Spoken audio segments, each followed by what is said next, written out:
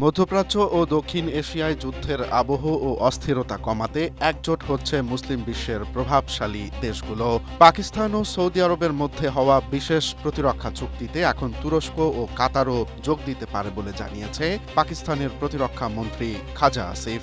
বিশ্লেষকরা একে দেখছেন ইসলামিক ন্যাটো গঠনের একটি বড় ধাপ হিসেবে। এই জোটের মূল শক্তি হবে ন্যাটোর মতো, অর্থাৎ কোনো এক সদস্যের উপর হামলা হলে সবাই মিলে তা মোকাবেলা করবে।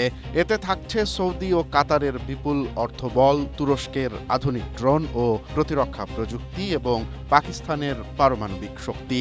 ইরান ও ইসরায়েল সংঘাতে এই সময়ে কেবল যুক্তরাষ্ট্রের উপর নির্ভর না করে নিজেদের নিরাপত্তা নিশ্চিত করতেই দেশগুলো এমন সিদ্ধান্ত নিতে যাচ্ছে। স্ট্রবেরি সুপার ডটেড ও ক্লাসিক ভ্যারিয়েন্টে সেনসেশন জাগুক শিহরণ।